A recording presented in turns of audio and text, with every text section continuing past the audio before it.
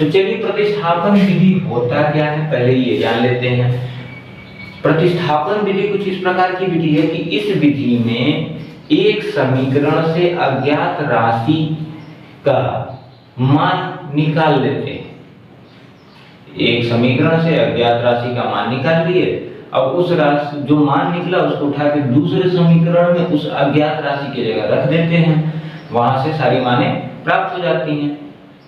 नहीं समझ में आया? फिर से सुनिए। एक समीकरण से अज्ञात राशि x और y दोनों अज्ञात राशि है। इस समय आपको वो चीजें ज्ञात नहीं है, पता नहीं है, क्लियर है?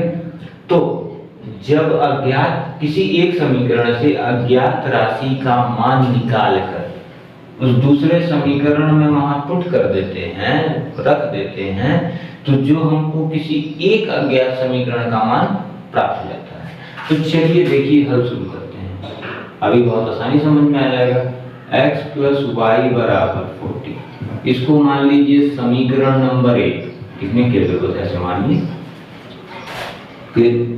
अब यहां से हम क्या करते हैं, x या y में से किसी एक को पैरेललाइज करते हैं, उधर भेजते हैं। तो y = 40 - x। क्लियर है? यहां तक कोई दिक्कत नहीं होगी। इसको आप अपनी स्वेच्छा के लिए मान लीजिए समीकरण नंबर 3। तो इसको जब हम समीकरण 3 मान लिए तो फिर चलिए x - y = 4। ये तो आपका समीकरण 2 था ही, इसको समीकरण 2 मान लीजिए।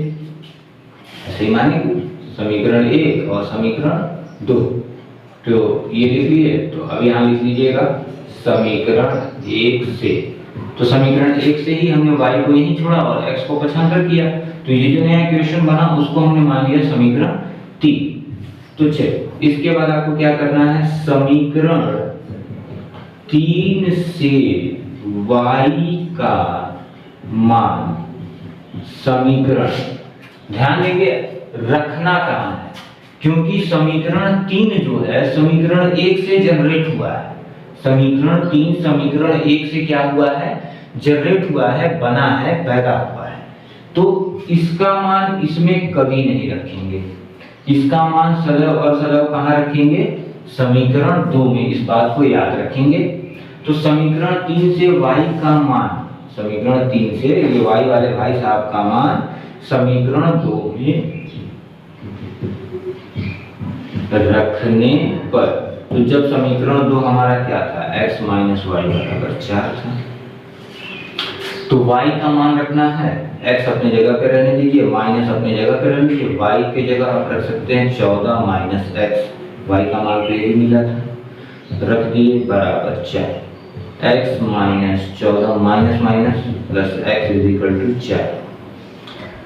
अब ध्यान देंगे ये x पॉजिटिव कोई चिन्ह नहीं है तो पॉजिटिव 1x और 1x मिलके 2x, ये +14 है, उधर भेजेंगे, सॉरी -14 उधर भेजेंगे, +14 हो जाएगा, जोड़ देंगे 18 हो जाएगा।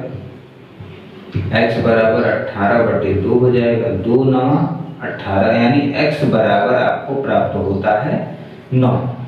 अब हमने x का मान प्राप्त कर लिया। आपके पास 3 समीकरण है, तीसरा, पहला, दूसरा, 3 समीकरण है ना भाई। तो हम क्या करेंगे, इस x का मान उठा के जहां जैसी आपकी इच्छा, स्वेच्छा, मन जिसमें कर रहा हो इन तीनों में उठा कर दीजिए। तो चलिए यहां रख दीजिए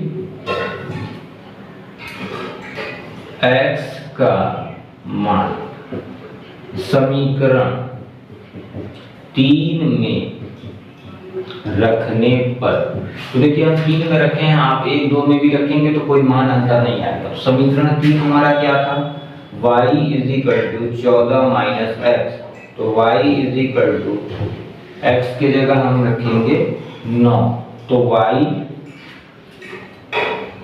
कितना प्राप्त हो जाएगा, 14 में से 9 हटा दीजिए 5।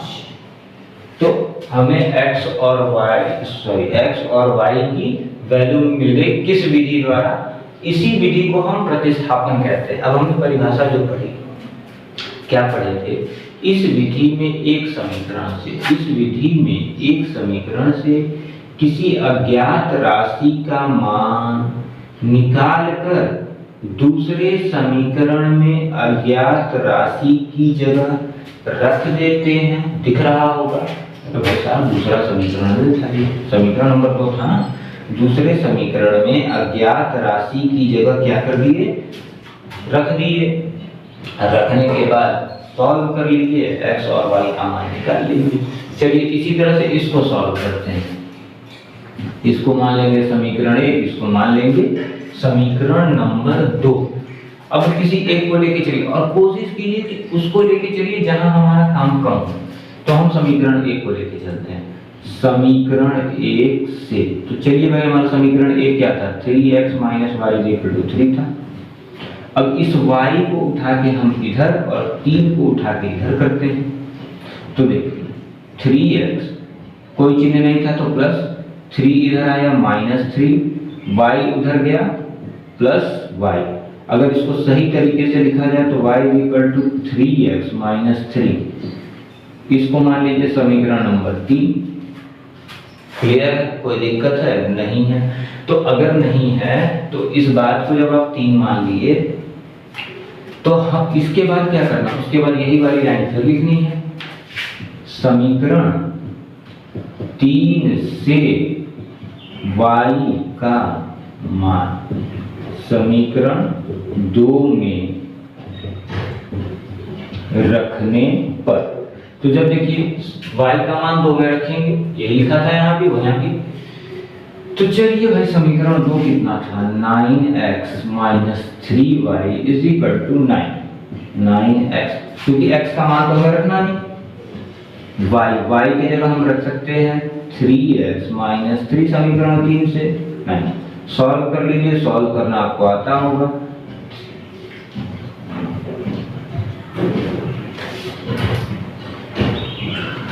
तो यहाँ हो गया 9x 3 और 3 + 9 = 9। अब यहाँ आप एक बात देख रहे होंगे, देख रहे हैं कि यहाँ क्या हो रहा है, 9x से 9x कट जा रहा है, 9 जब भाषांतर करेंगे तो +9 - 9, मतलब ये भी क्या हो जाएगा, कट जाएगा। टोटली टर्म क्या हो गया, ये 0। तो मतलब ये किस प्रकार का है, ये समांतर रेखाएं हैं जिनका कोई हल नहीं हो सकता। ये किसी रेखा का समीकरण होगा, ये किसी रेखा का समीकरण होगा, और दोनों एक दूसरे के ऐसे समांतर चल रहे होंगे। ऐसे देखिए, ऐसे जैसे मेरा हाथ चल रहा है ना, ऊपर नीचे एकदम समांतर, उस तरह से चल रहे होंगे। तो जब इस तरह की कंडीशन बन जाती है तो क्या लिखते हैं, इसका चाहे इस समीकरण का कोई हल, इस समीकरण का कोई हल नहीं है। ठीक, देखिए बच्चों ध्यान दीजिएगा, हमने आपको बता दिया इस समीकरण का कोई हल नहीं है, लेकिन अगर आप बुक से पढ़ते हैं और बुक से एक बार आंसर मिलाएंगे ना, तो ये चीजें शायद न लिखी हो। यहाँ लिख देता है x = 0, तो काहे का 0 भाई साहब, जब x में हमारा कट गया तो काहे 0, कहाँ है x, क्यों 0, लेकिन लिख देता है। और y का मान आपका यही लिख देगा, y = 3x - 3। क्लियर है? तो ये ध्यान दे लेंगे, इस तरह से प्रतिस्थापन विधि जो है हल करनी है। अब एक बार और समझ लीजिए, परिभाषा के साथ समझिए क्या कहा जाता है परिभाषा में। इस विधि में एक समीकरण, इस विधि में 2 समीकरण होते हैं, फिलहाल तो एक की बात कर रहा है तो चलिए एक लेके चलते हैं। इस विधि में एक समीकरण से किसी अज्ञात, 2 अज्ञात राशियां इसमें x और y हैं, किसी एक अज्ञात राशि, एक को भाषांतर करेंगे एक का निकल जाएगा, किसी एक अज्ञात राशि का आप मान निकाल लीजिए। निकालने के बाद इस समीकरण, जो दूसरा वाला आपके पास समीकरण है, उसमें उसी अज्ञात राशि के जगह, उसी वाले अज्ञात राशि की जगह, इस वाले की जगह नहीं, उसी वाले, मतलब y का अज्ञात है तो y वाले की जगह पे ही उस मान को प्रतिस्थापित कर देंगे, रख देंगे, पुट कर देंगे, चाहे जो कर देंगे। रखने के बाद सॉल्व करते चलेंगे, करते चलेंगे, करते चलेंगे, करते चलेंगे, x की एक वैल्यू आ गई। अब जब x की वैल्यू आ गई तो आपके पास 3 समीकरण हो सकते हैं, तीसरा, दूसरा और पहला। 3 समीकरण आपके पास बने।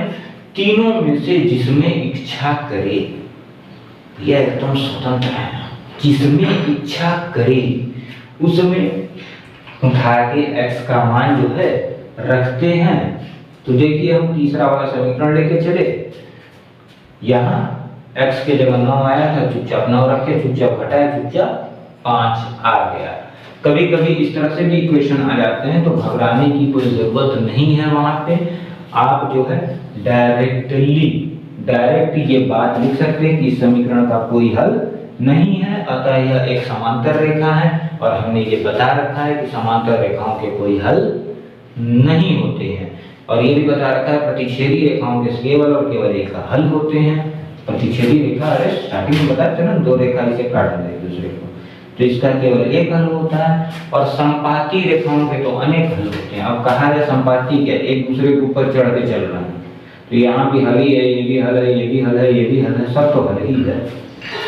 जब एक दूसरे के ऊपर ही चढ़ गया तो सब पॉइंट में तो क्या हो गया, कोलाइड कर गया। जब कोलाइड कर गया तो सारे के सारे जो हैं सेम हल में आ जाएंगे। क्लियर हो गई? अगले पॉइंट पे, अगले टॉपिक पे चलते हैं। अगला टॉपिक है विलोपन विधि। बताते हैं क्या है विलोपन विधि। बहुत आसान है, उसमें भी कुछ ज्यादा आपको नहीं करना है। इसी तरह से चलते हैं विलोपन विधि। बहुत आसान विधि है, इसकी कोई परिभाषा नहीं होती, लेकिन हम आपको एक तरीका बता देते हैं जिसको आप कभी भूलेंगे। जैसा कि आप जान रहे हैं कि अभी हम क्या पढ़ रहे हैं, दो चर के रैखिक समीकरण पढ़ रहे हैं और हर जगह हमको दो इक्वेशन मिल जा रहे हैं x और y के रूप में। तो जब इस तरह से कंडीशन बन रही है तो विलोपन विधि कैसे लगाते हैं। विलोपन विधि में क्या किया जाता है, इस विधि में किसी एक समीकरण के अज्ञात राशि में ऐसी संख्या का गुणा करते हैं कि दोनों समीकरण में किसी अज्ञात राशि के गुणांक आपस में बराबर हो जाए। जैसे समझिए इस बात को, ऊपर क्या दिया 3x + 4y = 8, नीचे x + y = 7। तो अब हम इस सेकंड वाले में, क्योंकि इसमें तो गुणा करेंगे तो ये और आगे बढ़ जाएगा ना, तो इसी कम वाले में ही गुणा करके हम आगे बढ़ सकते हैं। तो हम क्या किए कि नीचे वाले में अगर आप को 4 से गुणा करने का मन कर रहा है तो 4 से, और 3 से गुणा करने का मन कर रहा है तो 3 से, जिससे मन कर रहा है उससे कर लेंगे। तो समीकरण 1 और समीकरण 2, तो लिखेंगे समीकरण 2 में 4 से गुणा करने पर, तो ध्यान देंगे समीकरण 2 में 4 से जब हम गुणा करते हैं तो x + y में भी 4 से गुणा होगा और साथ में भी 4 से गुणा होगा, क्योंकि गुणे का नियम हमने ये बता रखा है कि यदि एक मेहमान आएगा तो घर के प्रत्येक सदस्य से मिलके जाएगा। यही नियम याद रखिएगा कि एक मेहमान आएगा तो प्रत्येक सदस्य से मिलकर जाएगा।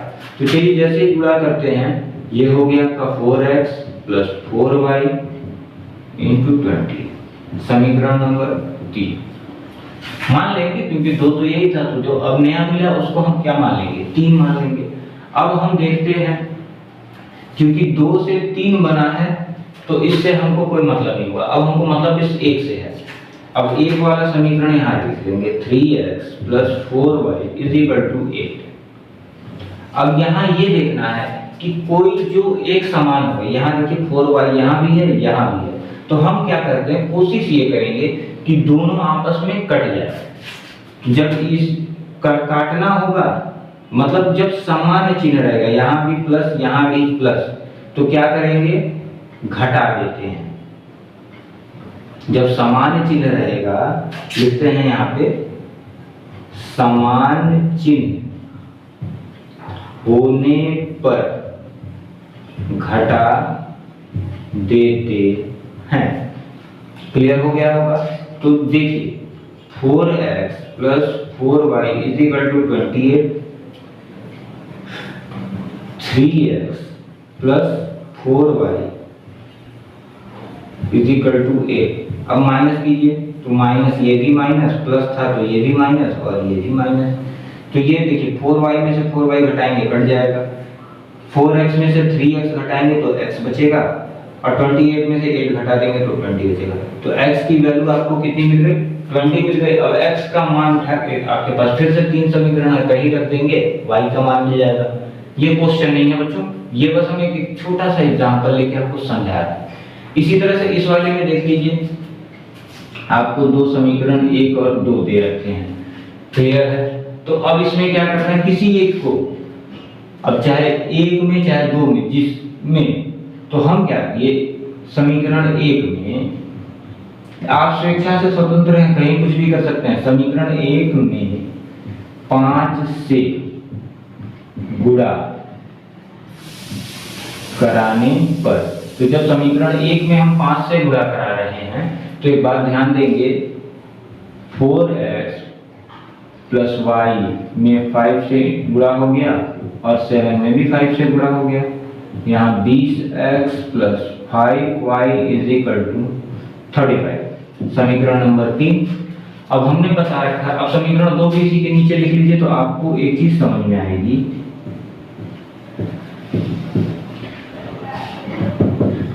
क्या कि ये दोनों अपोजिट है। हमने क्या कहा था, समान चिन्ह होने पर घटा देते हैं, तो अपोजिट चिन्ह होने पर जोड़ देंगे। चलिए जोड़िए, शुरू कीजिए। तो यहाँ क्या हो जाएगा, 20 और 1 21, कुछ एक मानते हैं 21x, लिखेंगे समीकरण 3 व 2 को जोड़ने पर, तो जब जोड़े और ये तो कट गया, 35 में 8 जोड़ दीजिए, कितना हो जाएगा 43, ठीक है, ये 43 हो गया। तो x इज इक्वल टू 43/21। तो इस तरह से वैल्यू आप विलोपन विधि से निकाल सकते हैं। तो आइए अब आपके एक्सरसाइज के कुछ क्वेश्चन देखे जाएं, बड़े अच्छे से प्यारे से 3.4 के। चलिए ये तो समझ गए होंगे कि विलोपन विधि में करना क्या है। बस करना ये है कि किसी अज्ञात राशि में ऐसे गुणांक का गुणा करना है कि दोनों समीकरण का कोई एक अज्ञात राशि जो है आपस में क्या हो जाए, उसके गुणांक आपस में क्या हो जाए, बराबर हो जाए। तो जब बराबर हो जाएंगे तो ये देख लेंगे कि जोड़ने या घटाने पे काम हो रहा है, तो उसको जोड़ या घटा देंगे। जब ऐसा करेंगे तो वो जो समान हुआ रहेगा वो कट जाएगा, बाकी जो कट जाएगा तो एक ही तो बचेगा, और जो एक बचेगा उसी से हम अपना पूरा मान निकाल लेंगे।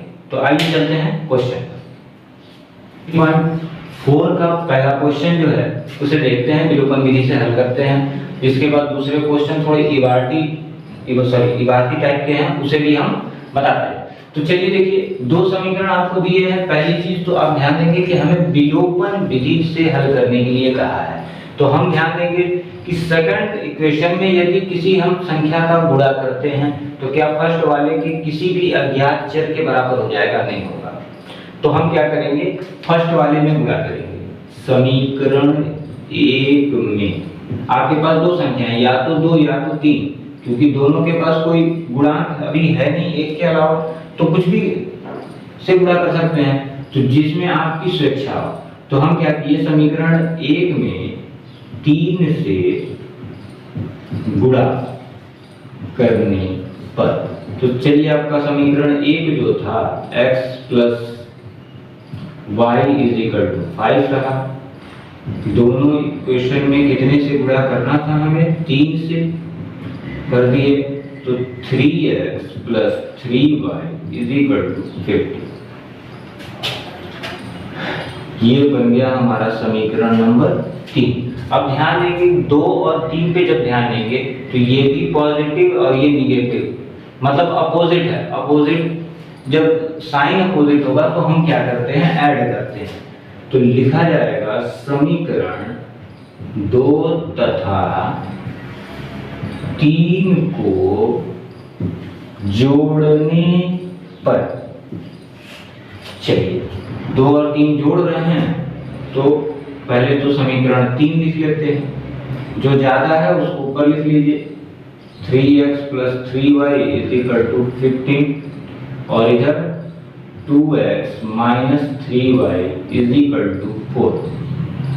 जोड़ रहे थे तो ये पॉजिटिव हो गया और ये प्लस माइनस माइनस हो गया, 3x में 2x जोड़ देंगे तो 5x हो गया, 19 हो गया। x is equal to 19/5। अब इसको सिंप्लीफाई तो आप कर नहीं सकते, तो ये आपकी x की वैल्यू हो गई। अब x की वैल्यू उठा के समीकरण 1 2 3 आपके पास तमाम है, किसी में रख दीजिए।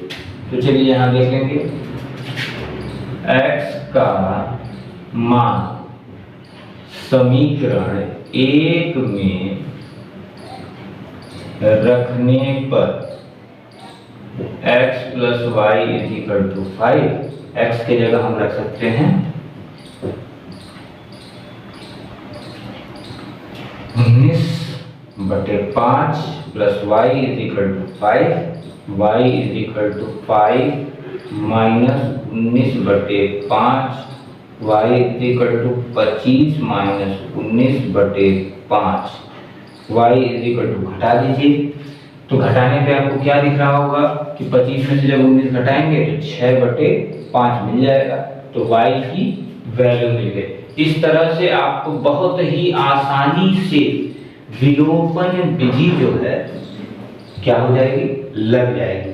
अब इसमें जो सेकंड क्वेश्चन है इबारती वाले, उसमें हम एक टाइप का क्वेश्चन बता देते हैं उम्र वाला, जो ज्यादातर पूछा जाता है। क्लियर है? चलिए आगे बढ़ा जाए, बढ़ते हैं। तो आइए, क्या देखा जा रहा है, एक क्वेश्चन है बड़ा प्यारा सा, कह रहा है 5 वर्ष पूर्व नूरी की आयु सोनू की आयु की 3 गुनी थी, 10 वर्ष पश्चात नूरी की आयु सोनू की आयु की 2 गुनी हो जाएगी, नूरी और सोनू की आयु कितनी है? मतलब प्रेजेंट टाइम का पूछ रहा है। तो हम पहले इस टाइप का क्वेश्चन बता रखे हैं पीछे, तो हम मानेंगे नूरी की वर्तमान आयु x, सोनू की वर्तमान आयु y, क्योंकि दो चर का रैखिक समीकरण था तो ये दोनों बातें हमने मांगी। चलिए आगे बढ़ते हैं। तो जब ये दोनों बातें हमने मान ली तो एक बात ध्यान देंगे, पहली स्थिति क्या कर रही है, स्थिति फर्स्ट हमसे ये कह रहा है 5 वर्ष पूर्व का मतलब हमने बता रखा है कि घटा देते हैं 5 वर्ष पूर्व x, 5 वर्ष पूर्व की बात अगर करें तो 5 वर्ष पूर्व नूरी की आयु कितनी रही होगी, ऐसे लिखिए नूरी की आयु x - 5 रही होगी, तो सोनू की आयु कितनी रही होगी, y - 5 रही होगी। क्लियर हो रहा है स्थिति? अब आगे क्या कह रहा है कि 5 वर्ष पूर्व सोनू की आयु की 3 गुनी थी। क्लियर है? क्वेश्चन कहा है कि सोनू की आयु की 3 गुनी थी। तो चलिए देखिए, प्रथम चल के रहेंगे स्थिति पर, तो क्या कहा गया 5 वर्ष पूर्व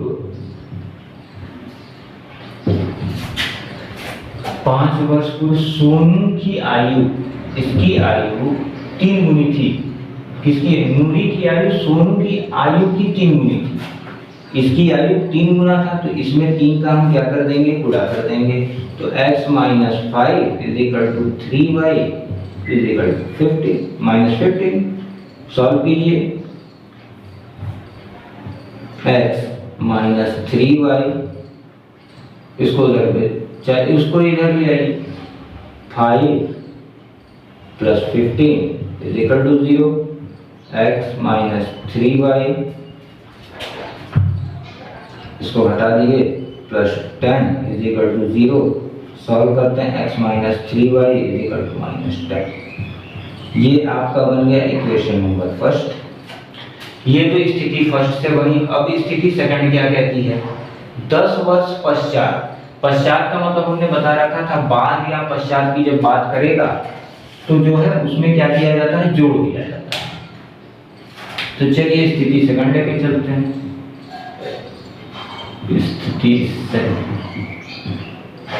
स्थिति सेकंड में है 10 वर्ष पश्चात। तो नूरी की आयु कितनी रही होगी 10 वर्ष पश्चात? नूरी की आयु x + 10 रही होगी, तो सोनू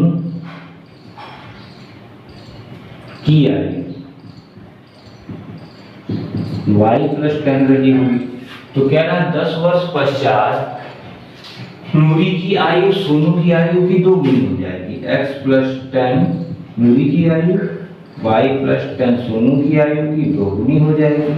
तो x + 10 = 2y + 20 x - 2y। ये डायरेक्ट उधर पक्षांतर कर दे रहे हैं, तो x - 2y and 10। ये बन गया आपका समीकरण नंबर 2। 2 इक्वेशन हमें प्राप्त हो गए इबारती से। अब हमें क्या चाहिए? x और y की वैल्यू चाहिए थी। तो सबसे पहली कंडीशन ये देखते हैं कि हमको गुणा कराने की जरूरत है या नहीं। यहाँ भी x के साथ 1 है और यहाँ भी x का गुणांक 1 है, इस तरह से भी कह सकते हैं।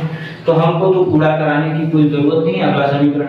लेकिन क्या है, चिन्ह जो है इसके आगे के समान है, तो हम क्या करेंगे? घटा देंगे। तो चलिए देखिए घटाया जाए। यहाँ पे समीकरण 2 में से समीकरण 1 घटाने पर, तो 2 में से पहला समीकरण जब हम घटाते हैं तो दूसरा समीकरण पहले लिख लीजिए। x - 2y = 10। पहला समीकरण लिखेंगे x - 3y = -10। अब हम घटा रहे हैं तो चिन्ह बदलेगा, माइनस, ये माइनस था तो प्लस और ये माइनस था तो x तो कट गया। अब ध्यान देंगे 3y में से 2y हम क्या कर रहे हैं? घटा रहे हैं, तो सिंपली y मिलेगा। 10 and 10, तो y = कितना मिला? 20। अब y की वैल्यू हमें 20 मिल गई, तो y की वैल्यू उठा के आपके पास 2 इक्वेशन है, ये और वो, जहां मर्जी इच्छा कर लीजिए। y का मान चलिए समीकरण 1 में रखने पर, तो जब y का मान समीकरण 1 में रखते हैं तो समीकरण 1 पहले लिख लेंगे। x - 3y = -10। x = 3 × y के जगह हमने 20 रखा, 10। x = 60 = -10, x = -10 + 60, x माइनस कर देंगे तो 50।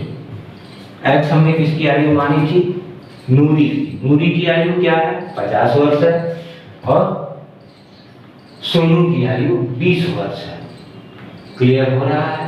कोई दिक्कत नहीं हो रही है। ये इनकी वर्तमान आयु है।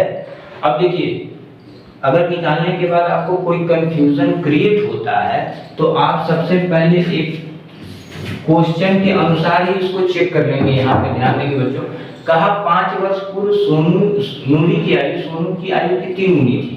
तो अभी कितनी है भाई? नूरी की आयु कितनी है? 50 है और सोनू की आयु कितनी है? 20 है। 5 वर्ष पूर्व, दोनों में से 5 घटाइए जरा, तो ये 45 हो गया और ये आपका 15 हो गया। कंडीशन फॉलो, नूरी की आयु 3 गुनी हो रही है सोनू की आयु की। क्लियर है? हमारा आंसर सही है। दूसरा कंडीशन देखने की जरूरत ही नहीं आएगी। अगर हमारा आंसर सही है, पहली कंडीशन ही सेटिस्फाइड हो गई। चलिए, आपको नहीं पसंद आ रहा, दूसरा कंडीशन भी देख लीजिए। कहा 10 वर्ष पश्चात, अभी तो ये 50 के थे और सोनू भाई साहब 20 के थे और बहन की 50 की थी। तो अब हमने क्या किया, 10 वर्ष पश्चात की बात कर रहे हैं, दोनों में 10 जोड़ दीजिए, तो ये 60 हो गया और ये 30 हो गया। 2 गुनी रह जाएगी। देखिए एकदम क्लियर है, ये 2 गुना रह गया ना, और ये 3 गुना। क्लियर? तो आप इस तरह से अपने आंसर की जांच कर सकते हैं रफली कि हम सही लगाए हैं या गलत। तो इस टाइप के विलोपन विधि पे क्वेश्चन इबारती टाइप के आपसे लग जाएंगे। नहीं लगेंगे तो आपको पता ही है क्या करना है, नीचे जाना है, कमेंट सेक्शन में कमेंट करना है। क्वेश्चन आपके पास अगले दिन अवेलेबल हो सकता है, उसी समय अवेलेबल हो जाए।